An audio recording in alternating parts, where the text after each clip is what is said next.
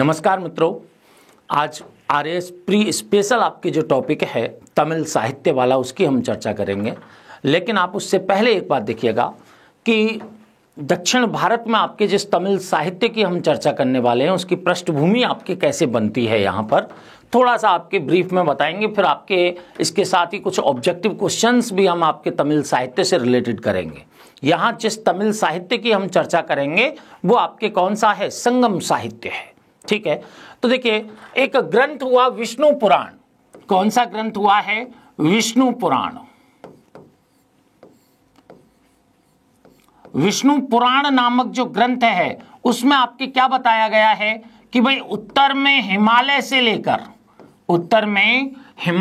लेकर दक्षिण में समुद्र तक का जो क्षेत्र है, दक्षिण में समुद्र तक का जो क्षेत्र है वो आपके क्या है? भारतवर्ष है। क्या है? भारतवर्ष। और इसकी जो संतति है वो क्या है? भारतीय है। संतति क्या है? भारतीय है। विष्णु पुराण में आपके एक उल्लेख मिलता है कि हिमालय, उत्तर में हिमालय से लेकर के दक्षिण में समुद्र तक का जो क्षेत्र है वो भारतवर्ष है और इसकी जो संतति है वो किसके रूप में है? भारतीय के रूप में है। ठीक है, अब भारत को हम देखें तो भाई एक उत्तर भारत है और एक दक्षिण भारत है। विंध्याचल पर्वतमाला है वो इसको क्या करती है? विभाजित करती है।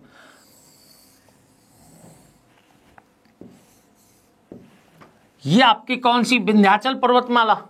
विंध्याचल पर्वतमाला आपकी किसको विभाजित करती है? उत्तर और दक्षिण भारत को विभाजित करती है। ठीक है, यहां पर आर्य संस्कृति का अगर प्रसार देखें, आर्य संस्कृति का प्रसार देखें तो आर्य संस्कृति के प्रसार का श्रेय कहां पर? दक्षिण भारत में। ठीक है, किसको दिया जाता है? प्रसार का श्रेय दिया जाता है ऋषि अगस्त्य को। किनको? ऋषि अगस्त्य को दिया जाता है।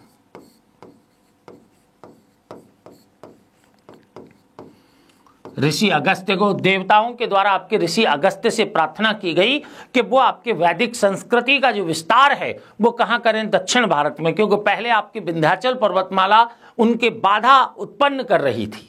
देवताओं को आपकी विंध्याचल पर्वतमाला के द्वारा बाधा उत्पन्न की गई, तब जाकर के ऋषि अगस्त्य ने यहां पर वैदिक संस्कृति का प्रसार किया। अब देखिए यहां पर भी हम दो चीजें देखते हैं दक्षिण भारत में कि एक जो आपके दक्षिण भारत का जो ऊपरी हिस्सा है कि ये आपकी कौन सी नदी है? कि गोदावरी नदी है।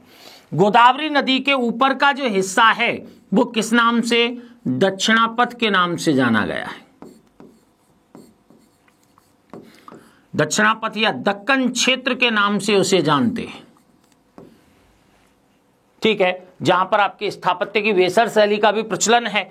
और ये जो आपके दक्षिण का हिस्सा है इसको हम बोलते हैं धुर दक्षिण। क्या बोलते हैं? धुर दक्षिण।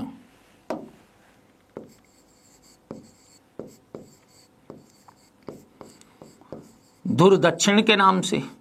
और धुर दक्षिण में यहां पर एक क्षेत्र है जिसको हमने क्या नाम दिया है? तमिलकम क्षेत्र। कौन सा क्षेत्र है? तमिलकम क्षेत्र। इस समय तमिलकम क्षेत्र में आपके 3 राज्यों का उदय हुआ था और वो राज्य कौन से थे? जैसे चोल, चेर और पांड्य। 3 राज्यों का उदय हुआ था तमिलकम क्षेत्र में जो किस नाम से? चोल, चेर और पांड्य के नाम से जाने गए। ठीक है, तो जिस संगम साहित्य की हम चर्चा आपसे करने वाले हैं उस संगम साहित्य का जो संकलन है वो पांड्य शासकों के संरक्षण में किया गया था। किनके संरक्षण में किया गया था?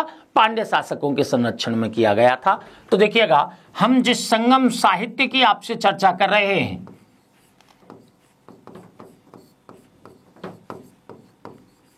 संगम साहित्य, इसकी भाषा आपकी कौन सी है? तमिल भाषा है। इसलिए तमिल साहित्य के रूप में भी इसे देख रहे हैं। संगम साहित्य को ही हम आपके तमिल साहित्य के रूप में भी देख रहे हैं। ठीक है, अगर संगम साहित्य का कालक्रम देखा जाए तो डॉक्टर आर.एस. शर्मा के द्वारा 300 से 600 ईस्वी 300 से 600 ईस्वी संगम साहित्य का कालक्रम दिया है, संगम काल का कालक्रम दिया है, किनके द्वारा? Doctor R S. शर्मा के द्वारा दिया गया है। अब इस संगम साहित्य की देखिए एक बात आती है कि भाई विषय वस्तु कैसी रही है, विषय वस्तु कैसी रही है। तो विषय वस्तु को हम दो भागों में बांटते हैं। एक आपके कौन सा है? अहूम, और एक कौन सा है? पुरम। पुरम जो साहित्य है वो कैसा है कि भाई युद्ध संबंधी जो आपके रचनाएं हैं वो कौन से किसके अंतर्गत आई हैं? पुरम साहित्य के अंतर्गत। और प्रेम आधारित जो आपके आख्यान हैं, प्रेम आधारित जो आख्यान हैं वो किसके अंतर्गत आए हैं? अहूम के अंतर्गत। ठीक है, डॉक्टर आर.एस. शर्मा के द्वारा भी आपके इसे विभाजित करने का काम किया गया है। Doctor R S. Sharma, RS. Sharma के द्वारा आपके इसको दो भागों में विभक्त किया गया है। और दो भाग आपके कौन से हैं? दो भाग हैं आपके, एक आख्यानात्मक और एक आपके कौन से हैं? उपदेशात्मक। दो भागों में डॉक्टर आर.एस. शर्मा ने आपके विभाजित किया है। एक आख्यानात्मक जिसे मेल कनक्कू कहा गया है, ठीक है, और आपके एक हैं उपदेशात्मक जिसे किलकनक्कू कहा गया है। एक कौन सा है? मेल कनक्कू। एक कौन सा है? किलकनक्कू। किलकनक्कू कैसे हैं? उपदेशात्मक हैं। और मेल कनक्कू कैसे हैं? आख्यानात्मक हैं।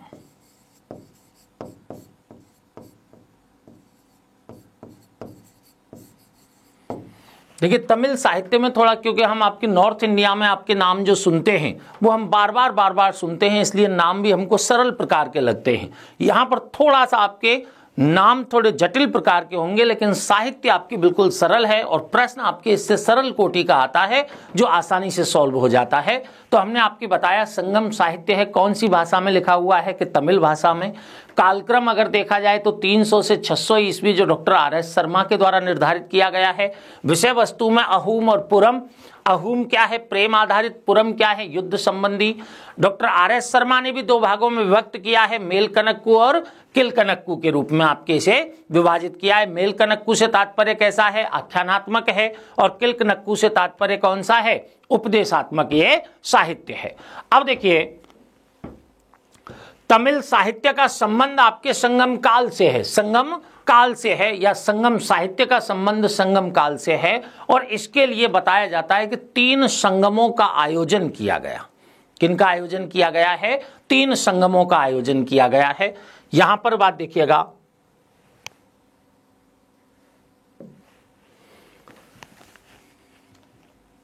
संगम साहित्य,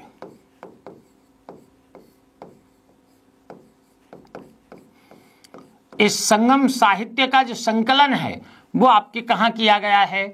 3 संगमों में किया गया है। 3 संगम का उल्लेख मिलता है। अब यहां हमारे आपके प्रश्न ये उठता है कि भाई इस संगम से तात्पर्य क्या है? संगम से तात्पर्य क्या है? तो ये संगम है, ये आधुनिक अकादमी की तरह है। किसकी तरह थे? आधुनिक अकादमी की तरह थे।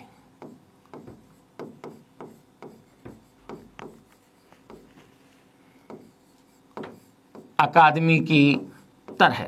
आज के शब्दों में इसे समझें तो आपकी कैसे हैं? आधुनिक अकादमी की तरह आपके संगम हुआ करता था। इस संगम का वैसे अर्थ आपके देखें तो तमिल विद्वान, कवि व ज्योतिषाचार्यों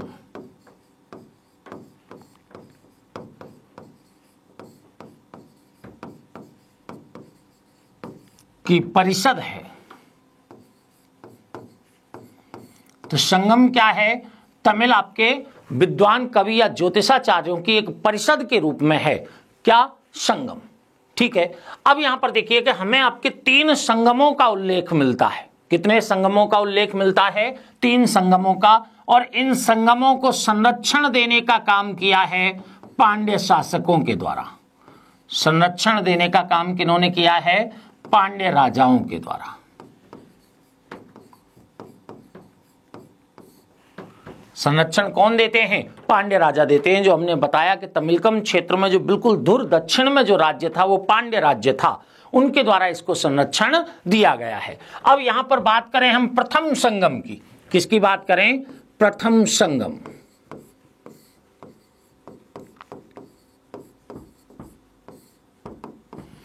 कि भाई प्रथम संगम का आयोजन हुआ, और प्रथम संगम के आयोजन के अंतर्गत ये देखने को मिलता है कि भाई प्रथम संगम में आयोजन स्थल कहां पर था?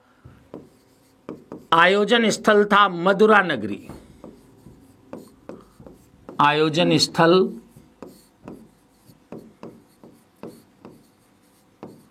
मदुरा नगरी में। पांड्य राजधानी मदुरा नगरी में आपके किसका आयोजन हुआ है? प्रथम संगम का आयोजन हुआ है, जिसकी अध्यक्षता की थी ऋषि अगस्त्य के द्वारा। अध्यक्षता किसने की है?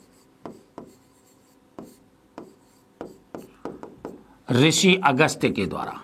हमने बताया कि ऋषि अगस्त्य को कहां पर? दक्षिण भारत में वैदिक संस्कृति के प्रसार का श्रेय दिया जाता है, और इन्हीं ऋषि अगस्त्य को तमिल व्याकरण का प्रणेता भी माना जाता है। तमिल व्याकरण का प्रणेता।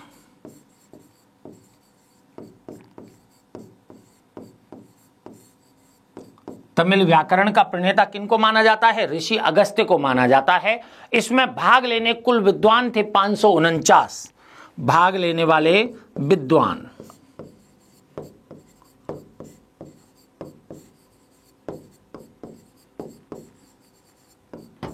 विद्वान कितने थे? 549। 549 विद्वानों के द्वारा भाग लिया गया था, और इसे कुल 89 राजाओं के द्वारा संरक्षक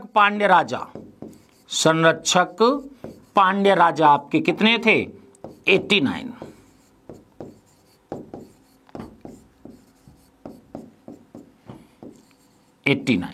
और कार्यकाल कितना रहा है? कार्यकाल रहा इसका 4400 वर्ष।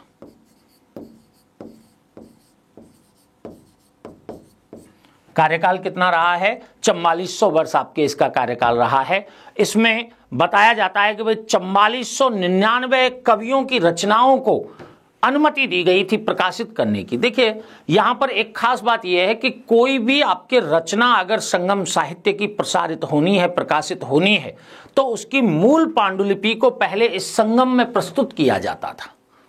ठीक, फिर आपके ये जो विद्वानों की परिषद है ये निर्णय लेती थी कि इसको प्रकाशित किया जाना चाहिए या नहीं प्रकाशित किया जाना चाहिए। ठीक है, तो ऐसा ही प्रथम संगम आपके आयोजित किया गया था मदुरा नगरी में, आपके जो पांड्य राज्य की राजधानी के रूप में थी, जिसकी अध्यक्षता ऋषि अगस्त्य के द्वारा की गई। ऋषि अगस्त्य को तमिल व्याकरण का प्रणेता माना जाता है। इसमें कुल 549 कवियों के द्वारा भाग लिया गया था, और 89 जो पांड्य राजा थे उनके द्वारा इसे संरक्षण प्रदान किया गया, और यह टोटल 4400 वर्ष तक संचालित हुआ है। इसमें 4499 कवियों की रचनाओं को प्रकाशित करने की अनुमति प्राप्त हुई थी। इस संगम के अंतर्गत आपके क्या हुआ था? 4499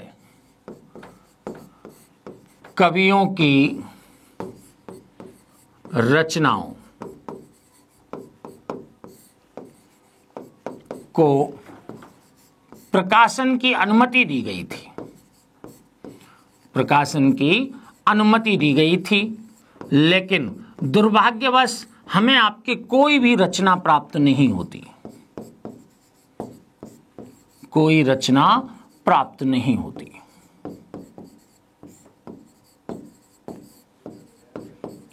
पहली बात आपकी क्या है कि इतना दुर्भाग्यवश आपके कोई भी रचना इसकी प्राप्त नहीं होती है। प्रथम संगम के दौरान जितनी भी रचनाओं के प्रकाशन की अनुमति दी गई थी वो रचनाएं हमें वर्तमान में प्राप्त नहीं होती हैं। और फिर बताते हैं कि दैव योग से जो मदुरा नगरी है वो मदुरा नगरी आपके समुद्र में लीन हो जाती है, और समुद्र में लीन होने के साथ ही आपके प्रथम संगम का अवसान हो जाता है। प्रथम संगम का क्या हो गया, अवसान हो गया। तो हमने प्रथम संगम की बात कही। ऐसे 3 संगम हुए हैं। प्रथम संगम की कोई भी रचना वर्तमान में हमारे पास उपलब्ध नहीं है।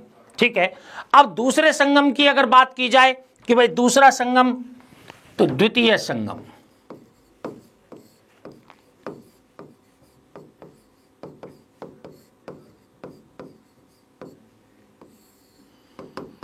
कौन सा है, द्वितीय संगम। अब द्वितीय संगम का आयोजन, क्योंकि मदुरा नगरी तो आपके विलीन हो गई, कहां पर, समुद्र में विलीन हो गई, इसीलिए द्वितीय संगम का आयोजन किया गया था कपाटपुरम में।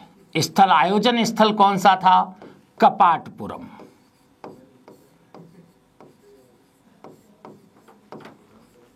जिसे अलवै के नाम से भी जाना जाता है। और इसकी अध्यक्षता की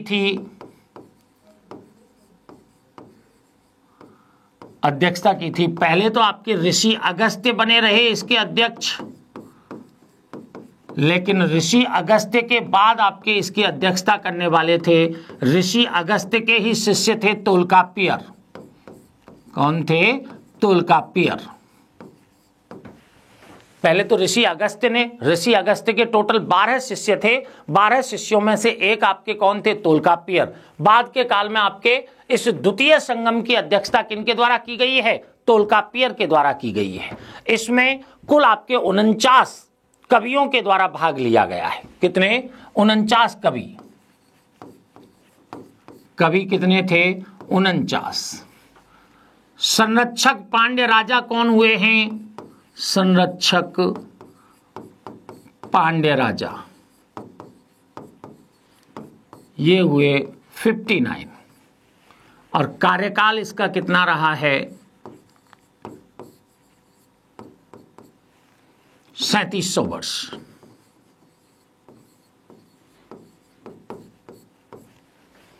कार्यकाल कितना रहा, 3700 वर्ष। तो देखिएगा, द्वितीय संगम कपाटपुरम अलवै में आपके आयोजित किया गया था। इसकी अध्यक्षता ऋषि अगस्त्य के द्वारा की गई। हालांकि इसका जो शेष कार्यकाल है वो ऋषि अगस्त्य के ही शिष्य तोल्काप्पियर के द्वारा पूरा किया गया था। इसमें 49 कवियों के द्वारा भाग लिया गया था।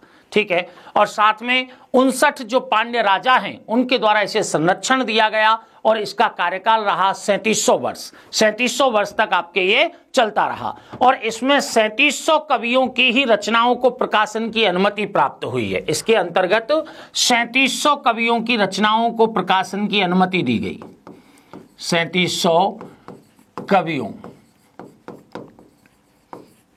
की रचनाओं को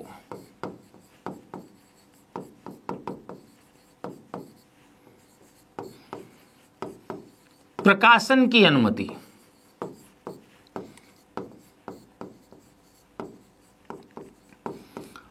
दी गई, लेकिन ये रचनाएं भी हमें प्राप्त नहीं होती हैं। ये रचनाएं भी हमें प्राप्त नहीं होती हैं, लेकिन इस द्वितीय संगम की एक रचना हमें प्राप्त होती है जिसका नाम है तोल्काप्पियम, जिसके लेखक आपके कौन थे, यही आपके अध्यक्षता करने वाले तोल्काप्पियर थे। तमिल व्याकरण का ग्रंथ है, एक रचना आपके कौन सी है इसकी, तोल्काप्पियम, ये हमें आपके प्राप्त होती है।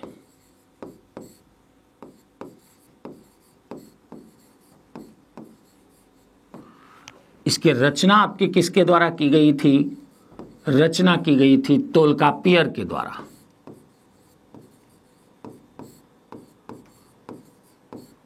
तो याद रखना है तोल्काप्पियम की रचना किनके द्वारा की गई है, तोल्काप्पियर के द्वारा की गई है, जो कि ऋषि अगस्त्य के 12 शिष्यों में से एक माने जाते हैं। ठीक है, इसमें आपके तमिल व्याकरण है, इसकी विषय वस्तु क्या है, तमिल व्याकरण, और तमिल व्याकरण के साथ साथ आपके इसमें काव्यशास्त्र को भी शामिल किया गया है। तमिल व्याकरण के साथ आपके इसमें किसको शामिल किया गया है, काव्यशास्त्र को भी शामिल किया गया है। जो तोल्काप्पियम नामक रचना है तोल्काप्पियर की, इसमें तमिल व्याकरण है इसकी विषय वस्तु, और तमिल व्याकरण के साथ इसमें आपके काव्यशास्त्र को भी शामिल किया गया है। इसको 3 भागों में विभक्त करते हैं। कितने भागों में, आपके 3 भागों में विभक्त करते हैं। 3 भाग हैं, और 3 भाग आपके कौन कौन से हो गए, देखिए एक हो गया इल्थु, एक कौन सा है? इल्थु। इल्थु से तात्पर्य है वर्ण विचार, वर्ण विचार, तमिल व्याकरण से संबंधित है। इल्थु एक पार्ट आपके। दूसरा है सोल। सोल का मतलब है व्युत्पत्ति, सोल शब्दों की व्युत्पत्ति के बारे में किसके अंतर्गत दिया गया है? सोल के। तो इल्थु, सोल और एक है पोरुल। पोरुल का मतलब होता है अर्थ और पदार्थ।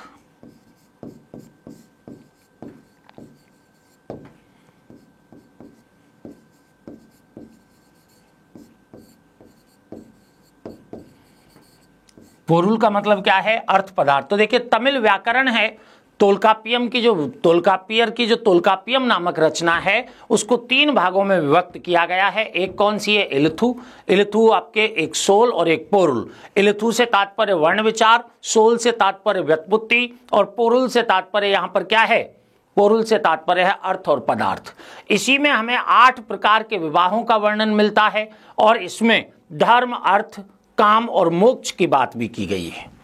इसमें आपके देखिएगा 8 प्रकार के विवाहों का वर्णन,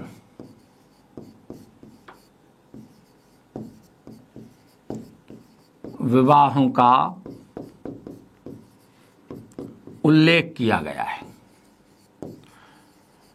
और इसी में आपके किनका? धर्म, अर्थ, काम, मोक्ष के बारे में भी जानकारी, यानी कि राजनीतिक जीवन, सामाजिक जीवन और आर्थिक जीवन के बारे में जानकारी का सबसे महत्वपूर्ण स्रोत आपके कौन सा है? ये आपके हमारा तोल्काप्पियम नामक ग्रंथ है जिसमें व्याकरण की भी चर्चा हमें प्राप्त होती है। तो इसमें अरम आपके शब्द किसके लिए प्रयोग में लिया गया है? धर्म के लिए, अरम, धर्म। ऐसे ही आपके दूसरा शब्द पोरुल। पोरुल हमने अभी बताया आपके कौन सा है? अर्थ के लिए प्रयोग में लिया गया है। अर्थ हम आपके यहां बता रहे हैं ना, इसके 3 भागों के अंतर्गत एक शब्द आपके कौन सा लिया गया? हमने पोरुल को शामिल किया है। पोरुल का मतलब आपके क्या है? अर्थ से है। इनबम काम से है, इनबम काम से, इनबम काम। और विदु, विदु का तात्पर्य यहां पर मोक्ष से है। विदु का तात्पर्य किससे है? मोक्ष से। तो तमिल व्याकरण के साथ साथ काव्यशास्त्र के रूप में भी तोल्काप्पियम का नाम है। 3 भाग हैं, इल्थु, सोल और पोरुल। नाम याद रखने हैं अपने को केवल। इल्थु वर्ण विचार, सोल व्युत्पत्ति, पोरुल आपके अर्थ।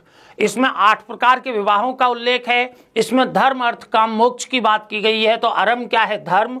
पोरुल क्या है? अर्थ। इनबम क्या है? काम। विदु क्या है? मोक्ष है। इस आपके तोल्काप्पियम नामक जो ग्रंथ है, इस तोल्काप्पियम नामक ग्रंथ पर सेनावरयर के द्वारा टीका लिखी गई है। किसके द्वारा टीका लिखी गई है? सेनावरयर के द्वारा।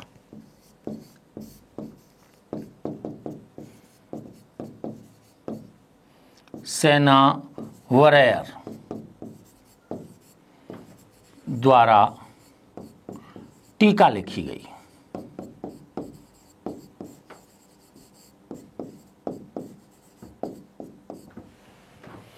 याद रखने की बात आपके द्वितीय संगम में केवल एक ही बात याद रखने की है। कौन सी? कि भाई तोल्काप्पियम नामक ग्रंथ है जो तमिल व्याकरण का ग्रंथ है। किसकी रचना है? तोल्काप्पियर की। तोल्काप्पियर किसके शिष्य हैं? ऋषि अगस्त्य के शिष्य हैं। किसके शिष्य हैं ये? ऋषि अगस्त्य के शिष्य हैं।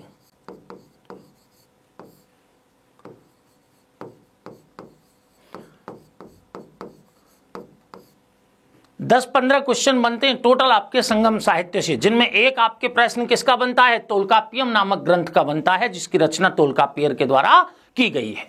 अब देखिए, एक है तृतीय संगम। किसकी आयोजन किया गया?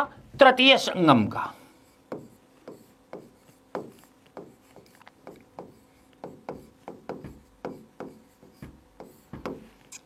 तृतीय संगम का आयोजन हुआ है, ठीक है। तृतीय संगम के आयोजन में कि भाई अब आपके आयोजन स्थल कौन सा हो गया इसका? कि उत्तरी मदुरा में आपके इसका आयोजन किया गया। किसमें? उत्तरी मदुरा में।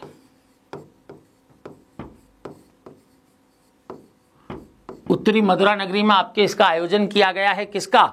तृतीय संगम का, और इसकी अध्यक्षता की थी नक्कीरर के द्वारा।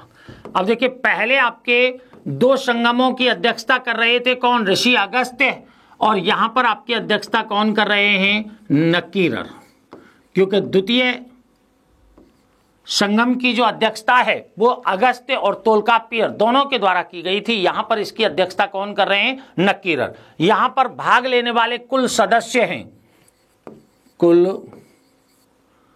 कवि जिन्होंने आपके इसमें भाग लिया था वो हैं 49, और संरक्षक पांड्य राजा कितने हुए हैं इसके? वो भी 49 रहे हैं। संरक्षक पांड्य राजा भी आपके कितने रहे हैं? 49 रहे हैं, और इसका कार्यकाल 1850 वर्ष चला है। कार्यकाल कितना चला है इसका? 1850 वर्ष तक चला है। तो देखिए, तृतीय संगम का आयोजन उत्तरी मदुरा में, अध्यक्ष कौन है? नक्कीरर। कुल कवि आपके कितने हुए यहां पर भाग लेने वाले? कुल कवि 49। कुल संरक्षक कितने रहे हैं? कि 49 रहे। कार्यकाल कितना रहा है? कि भाई यहां पर 1850 वर्ष तक कार्यकाल रहा है, और 449 कवियों की जो रचनाएं हैं उनको प्रकाशन की अनुमति प्राप्त हुई है। कवियों की रचनाओं को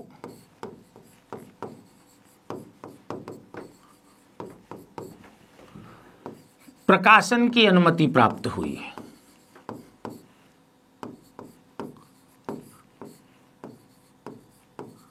अनुमति प्राप्त हुई है,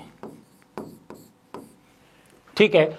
अब वर्तमान में जो हमारे पास तमिल साहित्य उपलब्ध है, संगम साहित्य उपलब्ध है, वो इसी आपके तृतीय संगम का साहित्य है जो वर्तमान में हमारा आपके उपलब्ध है। इसमें से देखिएगा प्रमुख रचनाएं एक सीट के माध्यम से मैंने बताया है, क्योंकि टिपिकल नेम है आपके थोड़े से। तो देखिएगा, प्रमुख रचनाएं आपके इस संगम में कौन कौन सी हैं जो 449 कवियों की रचनाओं से संबंधित हैं। तो उनमें नाम आता है तृतीय संगम का उपलब्ध तमिल साहित्य, कुछ प्रमुख रचनाएं। हम सारे साहित्य की बात नहीं करेंगे, केवल उल्लेख मात्र करेंगे यहां पर। तो देखिएगा, तृतीय संगम का उपलब्ध तमिल साहित्य, कुछ प्रमुख रचनाएं कौन सी हैं? पहली है एतुथोके। कौन सी है? एतुथोके, पत्थु पातु और पदिन कीलकनक्कू। ये 3 तरह के आपके गीत हैं, ठीक है, जिनमें आपके जो एतुथोके है इसमें 18 गीतों का संकलन मिलता है, 8 गीतों का संकलन मिलता है। इसे अष्टपदावली के नाम से भी जानते हैं, अष्टपदावली के नाम से भी जानते हैं। अर्थात इसमें कितने गीत हैं? 8 गीत हैं। किसके अंतर्गत? सबसे पहले हम किसकी चर्चा कर रहे हैं?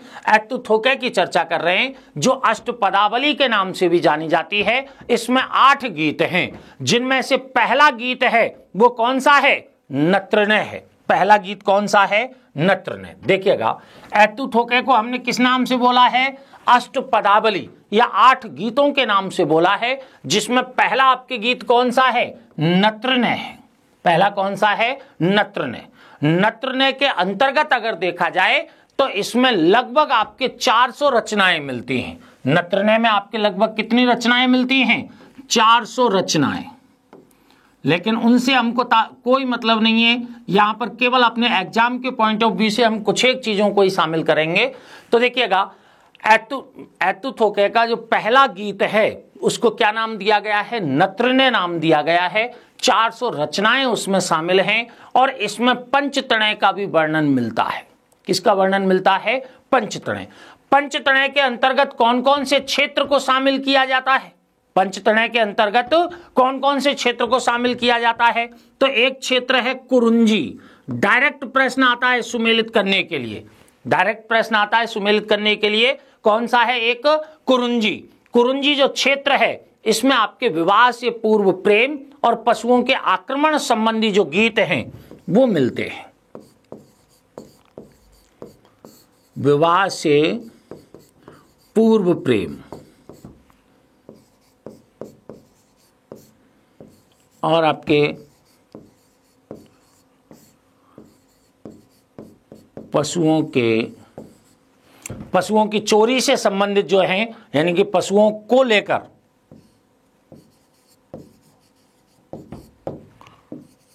हुए आक्रमणों संबंधी गीत हैं।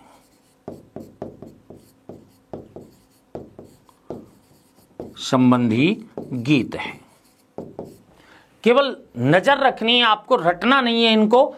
तो नत्रनय का आपके जो पंचतनय का इसमें उल्लेख है, इस पंचतनय में निम्नलिखित क्षेत्रों को शामिल करते हैं। क्षेत्र आपके पहला कौन सा नाम लिया है हमने? कुरुंजी क्षेत्र है, जिसका तात्पर्य है पर्वत और वन का क्षेत्र। पर्वत और वन का क्षेत्र। इस कुरुंजी के अंतर्गत जो गीत हमें मिलते हैं, उन गीतों की विषय वस्तु क्या है कि विवाह से पहले का प्रेम और पशुओं को लेकर के जो आक्रमण इत्यादि की जो घटनाक्रम है, वो आपके यहां पर हमें विषय वस्तु के रूप में मिलता है। ठीक है। अब पल्लय, पल्लय आपके दूसरा शब्द कौन सा है? पल्लय। पल्लय का मतलब है निर्जन एवं शुष्क। निर्जन एवं शुष्क आपके जो क्षेत्र हैं, स्थान हैं, इसका मतलब है आपके स्थान। निर्जन एवं शुष्क स्थान हैं, वो आपके क्षेत्र किस नाम से जाने गए हैं? पल्लय के नाम से जाने गए हैं। और इसमें प्रेमियों के विरह से संबंधित गीत मिलते हैं। प्रेमियों के विरह संबंधी गीत किसके अंतर्गत हैं? पल्लय के अंतर्गत हैं। ठीक है। अब देखिए, मुल्लय से तात्पर्य यहां पर क्या है? चारागाह भूमि से है। मुल्लय से तात्पर्य आपके क्या है? चारागाह भूमि से है। यहां पर अल्पकालिक वियोग, अल्प वियोग और साहसिक यात्राओं से संबंधित गीत, साहसिक यात्राओं से संबंधित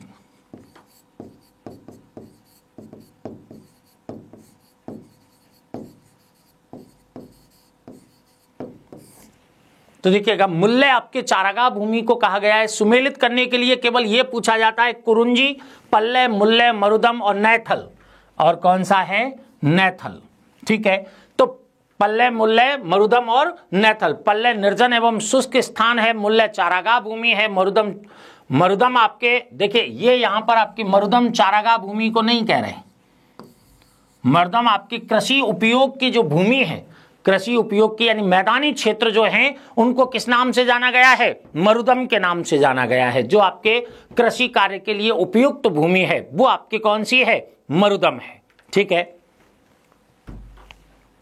इसको मैदान के रूप में लिख लीजिए। और मरुदम में आपके देखिए, विवाह के पश्चात प्रेम, विवाह के पश्चात प्रेम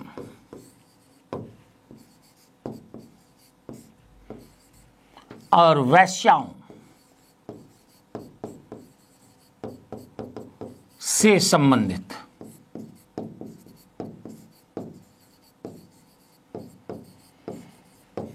मरुदम आपके मैदान या कृषि के उपयोग की जो भूमि है, उसको क्या कहा गया है? मरुदम कहा गया है। इसमें विवाह के पश्चात प्रेम और वैश्याओं के छल कपट संबंधी जो कविताएं हैं, वो किसके अंतर्गत मिलती हैं? मरुदम के अंतर्गत मिलती हैं। नैथल आपके किसको कहा गया है? समुद्र तटीय क्षेत्र को। इसमें आपके सामुद्रिक जीवन संबंधी जो विषय है,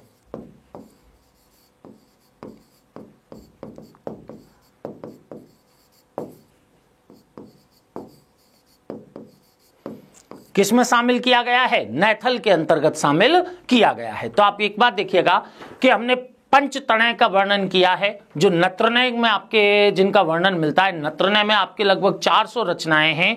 ये आपके किसका? ऐतुथोकै का प्रथम गीत है। ठीक है। प्रथम गीत कौन सा है? नत्रनय। नत्रनय में आपकी कितनी रचनाएं हैं? 400।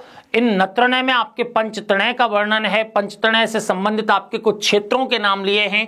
कुरुंजी जो पर्वत और वन क्षेत्र हैं, पल्लय जो निर्जन एवं शुष्क स्थान है, मुल्लय जो चारागाह भूमि को लेकर है, मरुदम जो मैदान को लेकर है, नैथल जो कि समुद्र तटीय क्षेत्र को है। सीधा सीधा सुमेलित करने के लिए इन 5 नामों को याद रखना है। अपने नत्रनय वगैरह के नाम भी याद नहीं रहते हैं तो कोई समस्या यहां पर नहीं आएगी। ठीक है, अब देखिए दूसरा जो गीत है, दूसरा गीत आपके कौन सा है? वो है कुरुंथोके। कौन सा है? कुरुंथोके। कुरुंथोके में आपके 400 लघु गीतों का संकलन मिलता है। कुरुंथोके में कितने का? 400 लघु गीतों का संकलन मिलता है। तीसरा जो गीत है वो कौन सा है? एनकुरुनरु। एनकुरुनरु, इसमें 500 लघु गीतों का वर्णन मिलता है, लेकिन प्रेम के 5 पक्षों का भी आपके उल्लेख है। प्रेम के 5 पक्ष का वर्णन किसके अंतर्गत मिलता है? एनकुरुनरु के अंतर्गत मिलता है, जिसमें मिलन, विरह, प्रतीक्षा, विलाप और रुदन, इनका वर्णन आपके यहां देखने को मिलता है। ठीक है, अब आपके कौन सा है? पदित्रिपत्तु। कौन सा है? पदित्रिपत्तु। इसमें हमें आपके देखिए 10 गीतों का संकलन पदित्रिपत्तु के अंतर्गत प्राप्त होता है, और इन 10 गीतों में 8 चेर राजाओं का वर्णन हमें प्राप्त हो जाता है। एक आपके कौन सा है? परिपादल। परिपादल में कितने गीत मिलते हैं? 70 गीत मिलते हैं। कलिथोके 150 कविताएं रचनाएं मिलती हैं इसमें। अहनानरु और पुरुनानरु, ये दोनों के दोनों आपके ग्रंथ हमारे लिए महत्वपूर्ण क्यों हैं? क्योंकि ये मौर्यकालीन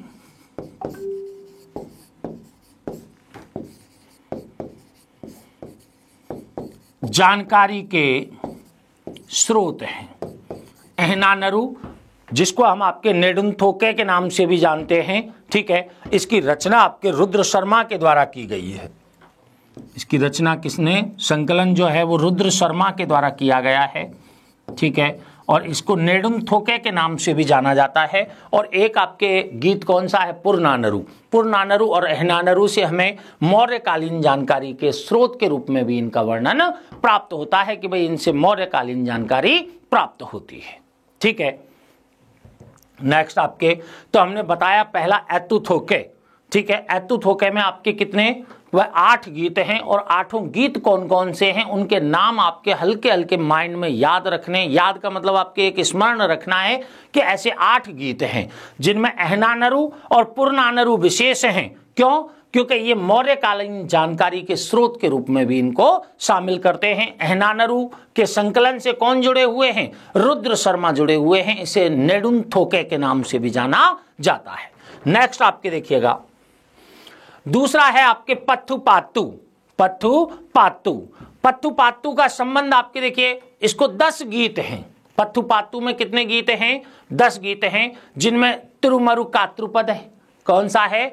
तिरुमरुकात्रुपद है। तिरुमरुकात्रुपद का संबंध आपके नक्कीरर से है। किससे है? यानी इसकी रचना किनके द्वारा की गई है? नक्कीरर के द्वारा की गई है। पहला गीत आपके किसका है? पत्थुपात्तु का तिरुमरुकात्रुपद है, जिसकी रचना किसने कर दी? नक्कीरर ने। दूसरा है नेडुनलवादे। नेडुनलवादे की रचना भी किनके द्वारा कर दी गई है? नक्कीरर के द्वारा ही की गई है। नेडुनलवादे की रचना भी आपके किनके द्वारा कर दी गई है? नक्कीरर के द्वारा। तो नक्कीरर का संबंध आपके 2 ग्रंथों से हो गया, तिरुमरुकात्रुपद और नेडुनलवादे। ठीक है, इसके अतिरिक्त पेरुम्पा नात्रुपद, पेरुम्पा नात्रुपद, इसका संबंध आपके रुद्रक कन्ननार से है। ये पदय है, इसका संबंध किससे है? रुद्रक कन्ननार से संबंध आपके किसका है? पेरुम्पा नात्रुपदय का। पत्तिनपाले का संबंध भी किससे है? रुद्रक कन्ननार से है। रुद्रक कन्ननार। तो देखिए, पहले के जो तिरुमरुकात्रुपद और नेडुनलवादे नक्कीरर की रचनाओं के रूप में है। दूसरी आपके पेरुम्पा नात्रुपद और पत्तिनपाले किसकी? रुद्रक कन्ननार की रचनाओं के रूप में है। किसके? रुद्रक कन्ननार की रचनाओं को। अब इसमें देखिएगा कि रुद्रक कन्ननार के द्वारा जो पत्तिनपाले नामक रचना दी गई है, इसमें चोल राजा करिकाल का उल्लेख है। चोल राजा करिकाल का उल्लेख है और बताते हैं कि करिकाल के द्वारा अभूत मात्रा में यानी बड़ी मात्रा में आपके संपत्ति रुद्रक कन्ननार को पत्तिनपाले की रचना के परिप्रेक्ष्य में दी थी। ठीक है, अब है आपके पोरुन रात्रुपदय। पोरुन रात्रुपदय जिसका आपके रचना कन्यार है। रचना आपकी किसने की है? कन्यार के द्वारा।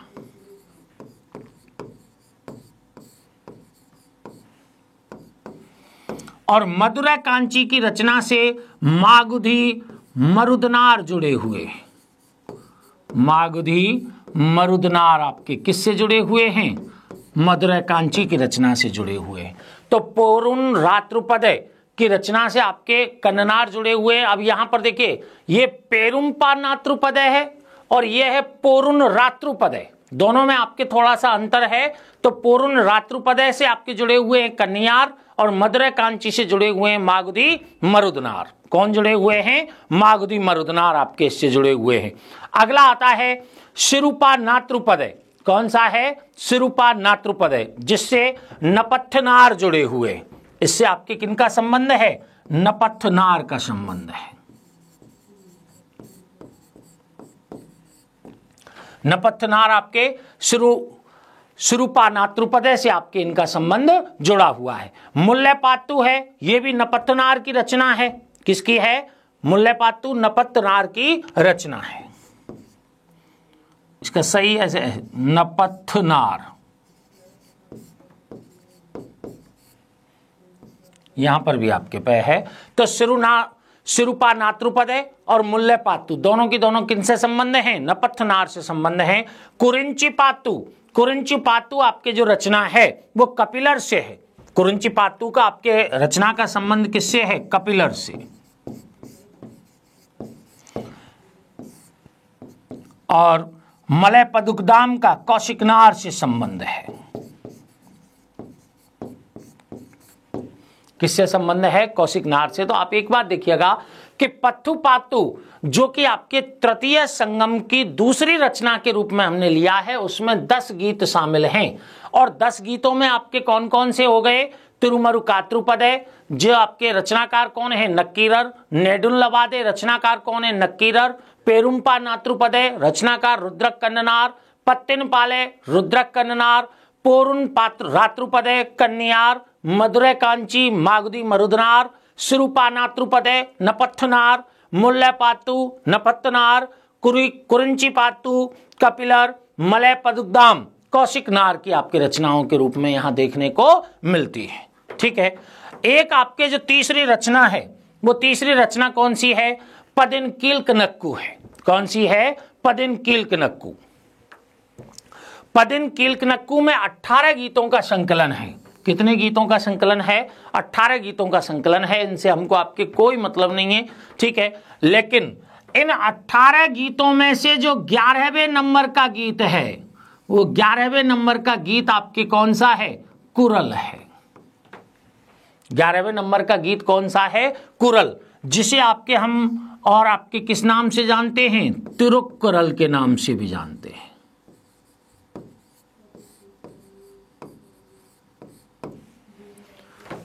पदिनकीलकनक्कु जो कि तीसरा गीत है आपके थर्ड संगम का ही, वो 18 गीतों का संकलन है। और उन 18 गीतों में से जो उसका 11वां गीत है वो आपके किस नाम से जाना जाता है? कुरल के नाम से जाना जाता है।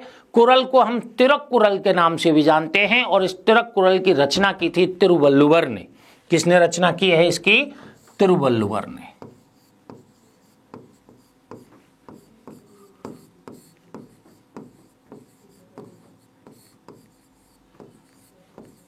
तिरुवल्लुवर की रचना है आपके कौन सी? तिरुक्कुरल। ये आपके कैसा? नीति शास्त्र का ग्रंथ है।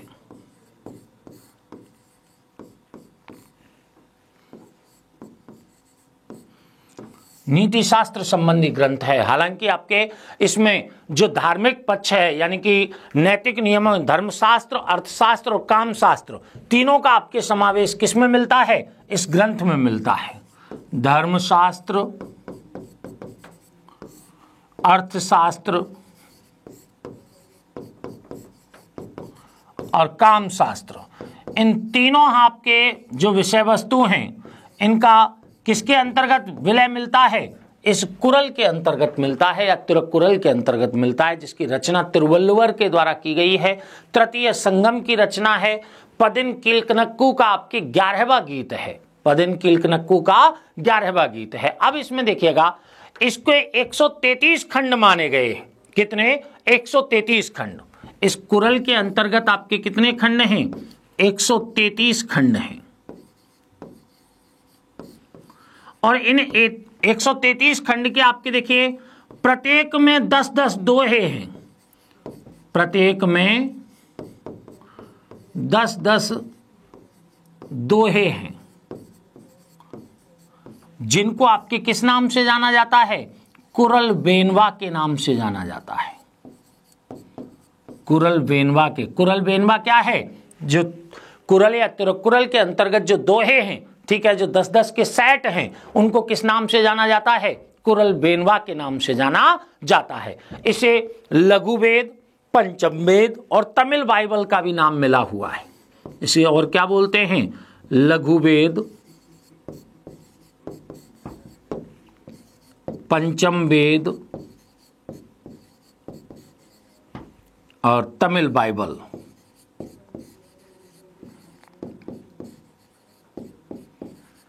तमिल बाइबल के नाम से किसे जाना जाता है? कुरल को जाना जाता है। तो कुरल के अंतर्गत आपको इतना याद रखना है, कुरल तिरुक्कुरल के नाम से भी जानी जाती है। रचना किसके द्वारा की गई है? तिरुवल्लुवर के द्वारा की गई है। मुख्यतः नीति शास्त्र से संबंधित ग्रंथ है, लेकिन फिर भी इसमें धर्मशास्त्र, अर्थशास्त्र और कामशास्त्र सभी का आपके समावेश मिलता है। प्रत्येक इसमें टोटल आपके 133 खंड हैं और प्रत्येक खंड में आपके 10-10 दोहे हैं, जिन्हें हम आपके कुरल बेनवा के नाम से जाना जाता है। किस नाम से जाना जाता है? कुरल बेनवा के नाम से जाना जाता है। ठीक है, तो ये हमारे आपके 3 संगमों की रचनाएं हैं। 3 संगमों की रचनाएं हैं, जिनमें आपके एक महत्वपूर्ण कौन सी है? कुरल है। और दूसरी जो महत्वपूर्ण बात हमने बताई वो आपके कौन सी है? तोल्काप्पियम। कौन सी रचना है? तोल्काप्पियम।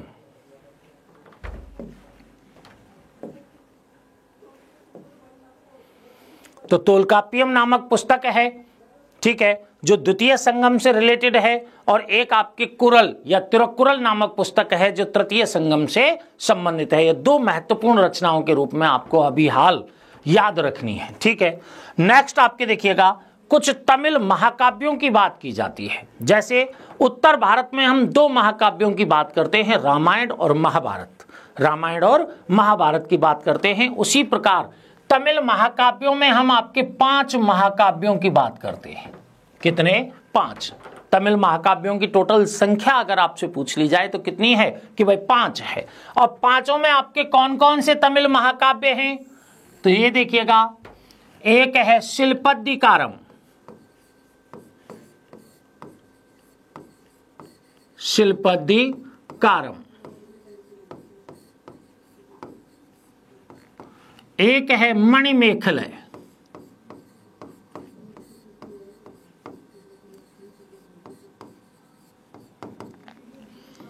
एक है जीवक चिंतामणि।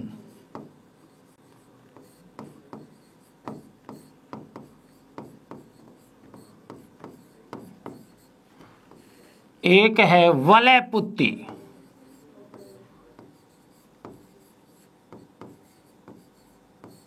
और एक है कुंडलकेशी।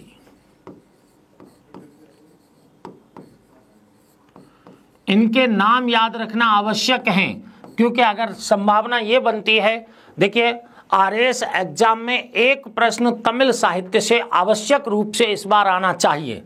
ठीक है ना, एक प्रश्न आवश्यक रूप से आना चाहिए, जिसमें आपको याद क्या रखना है?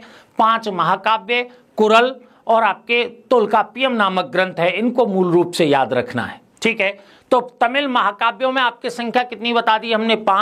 5 आपके कौन से? शिल्पद्दिकारम, मणिमेखलय, जीवक चिंतामणि, वलयपुत्ती और कुंडलकेशी। खास बात यह है कि ये दोनों की दोनों प्राप्त नहीं है। वलयपुत्ती और कुंडलकेशी प्राप्त नहीं है।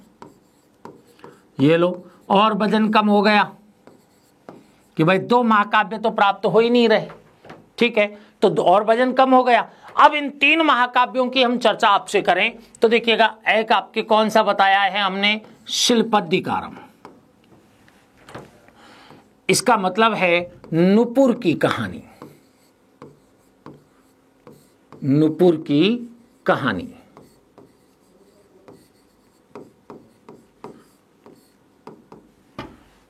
शिल्पद्दिकारम का अर्थ क्या है, नुपुर की कहानी। इसके रचनाकार हैं इलंगो आदिगल। रचना किसने की थी इसकी, इलंगो आदिगल ने, इलंगो आदिगल।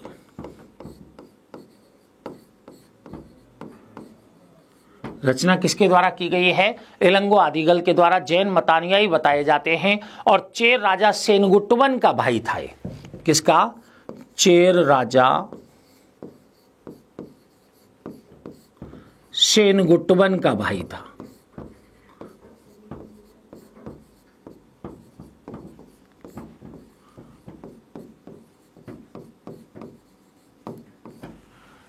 शिल्पद्दिकारम का अर्थ है नुपुर की कहानी। रचना किसने की है, इलंगो आदिगल ने, जो सन्यासी राजकुमार था, अर्थात चेर राजा सेनगुट्टवन का भाई था। ठीक है, इसमें आपके कावेरी पत्तन का एक व्यापारी था कोवलन, और कोवलन तथा एक कनग्गी नाम की महिला है, उसकी कथा आपके दी गई है। ठीक है, किसके अंतर्गत, शिल्पद्दिकारम के अंतर्गत। और इसमें जिस आपके पांड्य राजा का उल्लेख है वो है नेडुज्जेलियन। पांड्य राजा कौन सा है, नेडुज्जेलियन।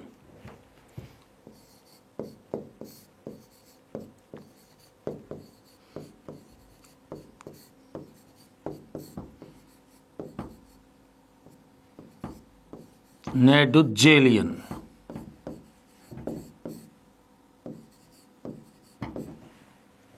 का उल्लेख।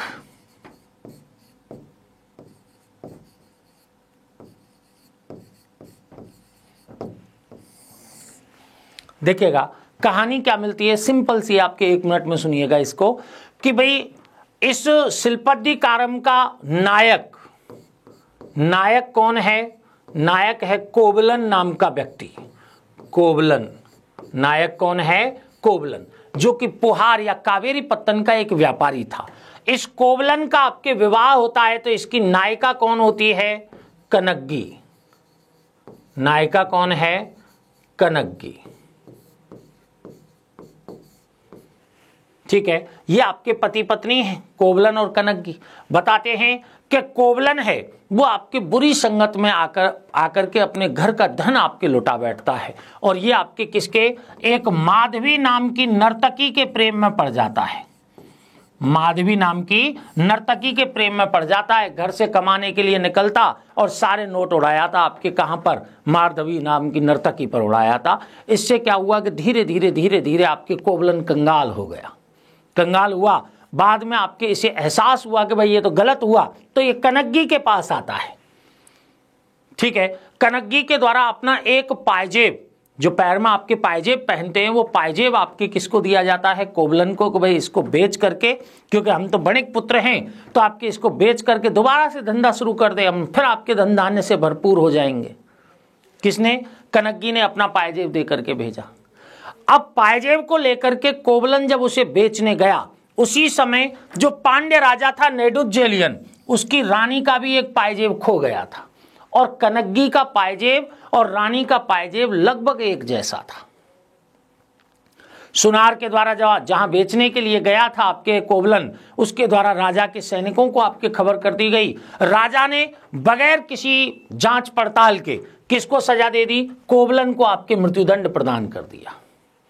कोवलन को जैसे ही मृत्युदंड दिया, वैसे ही आपके कनग्गी दूसरा पायजेब लेकर के राजा की सभा में आती है और राजा को आपके बात बताती है कि भाई कि ये इसका पायजेब, आपके दूसरा जोड़ा आपके इसका मेरे पास है, और आपने निरर्थक ही आपके कोवलन को दंडित किया है। इससे राजा का जो सिंहासन है वो डोलने लग जाता है, और कनग्गी किसको, राजा को और मदुरा नगरी को आपके शापित कर देती है, जिससे बताते हैं कि जो मदुरा नगरी है वो धू करके आपके ऐसे जलने लग जाती है।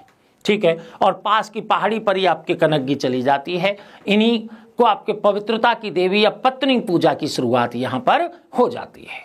यही आपके पत्नी पूजा की शुरुआत यहां पर होती है। तो इसमें कौन से पांड्य राजा का उल्लेख है जिसने कोवलन को दंडित किया था? नेदुचेलियन का आपके उल्लेख है। अब इसी कोवलन और माधवी की पुत्री होती है मणिमेखले। कोवलन और माधवी की पुत्री कौन थी? मणिमेखले। मणिमेखले के जीवन को लेकर के आपके कौन सा काव्य लिखा गया है? दूसरा महाकाव्य आपके मणिमेखले लिखा गया है। ठीक है, कौन सा लिखा गया है? मणिमेखले।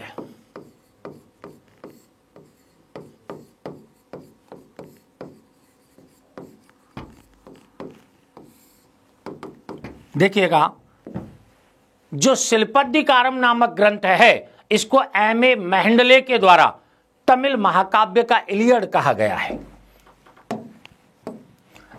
M.A. मेहेंडले ने इसे तमिल महाकाव्य का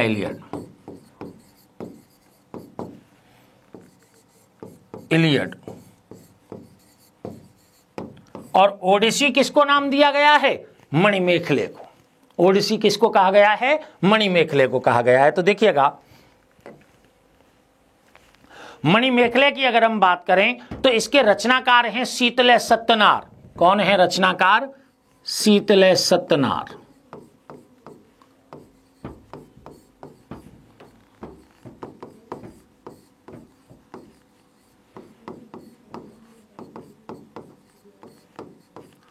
शीतले सत्यनार आपके इसके रचनाकार हैं, जो कि बौद्ध अनुयायी थे। कौन थे? बौद्ध अनुयायी थे।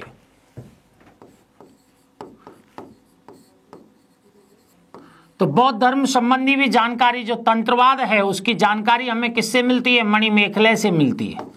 ठीक है, इसमें आपके क्या मिलता है कि एक उदय कुमारन नाम का जो राजकुमार है वो मणिमेखले को प्राप्त करना चाहता है।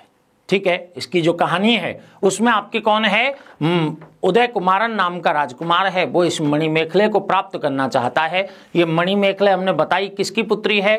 कोवलन और माधवी नाम की नर्तकी की पुत्री है। लेकिन अपनी आपकी तपस्या के बल पर, अपने तेज के बल पर ये अपने सतीत्व की रक्षा करती है। ठीक है, अपने चमत्कार के बल पर मणिमेखले के द्वारा अपने सतीत्व की रक्षा की जाती है और बाद में ये सन्यासन बन जाती है। कौन? मणिमेखले। इसका वर्णन आपके शीतले सत्यनार के द्वारा किया गया है। इसमें संगम कालीन चित्रकला का भी उल्लेख है। संगम कालीन चित्रकला की जानकारी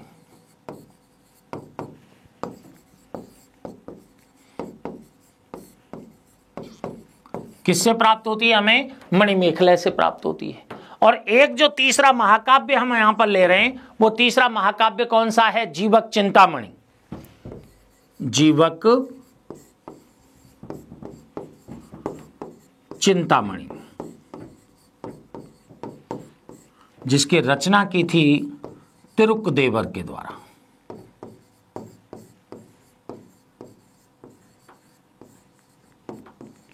तिरुक्देवर के द्वारा आपकी किसकी रचना की गई है? जीवक चिंतामणि की रचना की गई है। जैन विद्वान है तिरुक्देवर, और इसका जो नायक है वो जीवक नामक योद्धा है।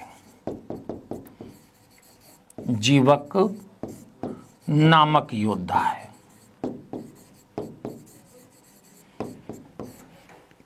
और दो आपके हमने बताए, बलयपुत्री और कुंडलकेशी जैसे जो महाकाव्य हैं वो हमें प्राप्त नहीं होते हैं। तो आपको ये तीन महाकाव्य, शिल्पाधिकारम, नाम आपके याद रखिएगा, शिल्पाधिकारम की रचना एलंगो आदिगल के द्वारा कर दी गई है।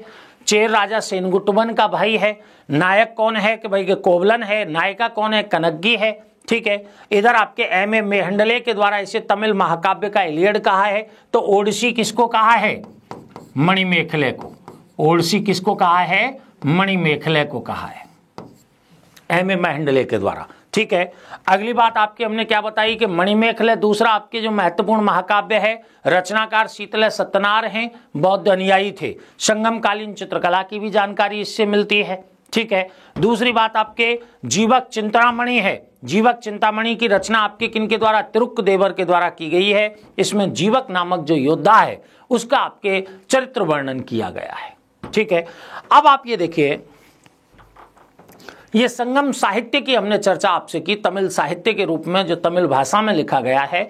इससे रिलेटेड प्रश्न कैसे कैसे आपको पूछे जा सकते हैं, तो 5-7 प्रश्न भी मैंने आपको बना करके बताने का प्रयास यहां पर किया है। देखिएगा महत्वपूर्ण प्रश्न, पहला प्रश्न देखें कि निम्न में से तमिल व्याकरण से संबंधित ग्रंथ है, निम्न में से तमिल व्याकरण से संबंधित ग्रंथ है। तो अभी हमने बताया, उसके आधार पर हम बता सकते हैं कि तमिल व्याकरण से संबंधित ग्रंथ कौन सा है, तोल्काप्पियम है, जिसकी रचना आपके किसने की थी, तोल्काप्पियर के द्वारा की गई थी। रचना किसने की थी इसकी, तोल्काप्पियर के द्वारा। और तोल्काप्पियर आपके कौन थे कि ऋषि अगस्त्य के 12 शिष्यों में से एक थे, जिनके द्वारा आपकी क्या की गई थी, तोल्काप्पियर ने इसकी रचना की है। और द्वितीय संगम की भी अध्यक्षता तोल्काप्पियर के द्वारा की गई थी। नेक्स्ट आपके देखिएगा, निम्नलिखित में से सुमेलित कीजिए, निम्नलिखित को सुमेलित कीजिए कि भाई अरम, पोरुल, इनबम, विदु, तोल्काप्पियम नामक ग्रंथ में आपके जहां पर धर्म अर्थ का मोक्ष की बात की गई है, उसमें आपके इन शब्दों का अर्थ आपके किससे लगाया गया है, भाषा के दृष्टिकोण से पूछ लिया जाता है। अरम किसको कहा है हमने, धर्म को, पोरुल अर्थ को, इनबम काम को, विदु मोक्ष को, अर्थात आपके 1 2 3 4 सभी सुमेलित है। ठीक है, 1 2 3 4। अरम आपके क्या कह रहे हैं हम, धर्म को, पोरुल अर्थ, इनबम काम, विदु मोक्ष, ये याद रखना है बस। नेक्स्ट आपके देखिएगा, निम्नलिखित में से असुमेलित को पृथक कीजिए, निम्नलिखित में से असुमेलित को पृथक कीजिए। देखिएगा हमने आपके बताया एतुथोके, एतुथोके जो कि तृतीय संगम की पहली रचना के रूप में लिया था हमने एतुथोके, जिसमें आपके 8 गीतों के नाम लिए थे और पहला आपके गीत नत्रने, और नत्रने में हमने पंचतणे का वर्णन करवाया, किनका, पंचतणे का आपके उल्लेख बताया। और पंचतणे के क्षेत्रों के रूप में हमने जिन भूमि का आपके वर्णन किया है उसमें आपके कौन सा है, कुरुंजी, पर्वत और वन क्षेत्र को कहा गया है, बिल्कुल सही है।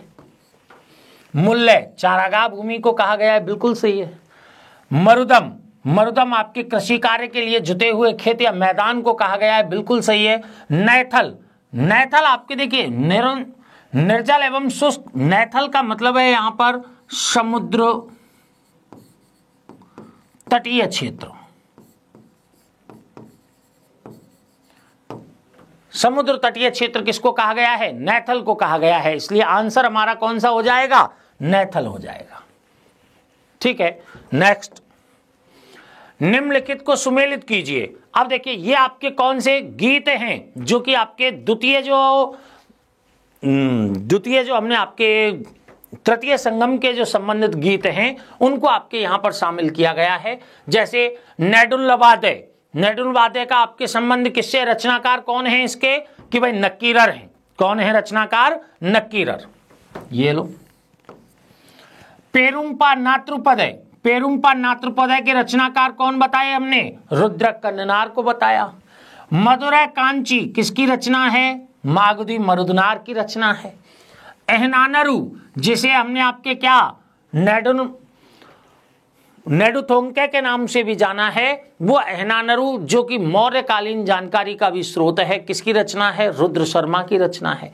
तो सुमेलित कर दीजिए, 1 4 3 2, 1 4 3 2 सुमेलित हो जाएगा। ठीक है, इस तरह के सिंपल से प्रश्न आपको पूछे जाएंगे। हालांकि शब्द आपके जटिल हैं, इसलिए ये टॉपिक हमें अटपटा लगता है और हम इसको सामान्यतः आपके क्विट कर देते हैं, छोड़ देते हैं। लेकिन इस टॉपिक को पढ़ने से 100% आपके एक प्रश्न तो सॉल्व हो ही जाता है।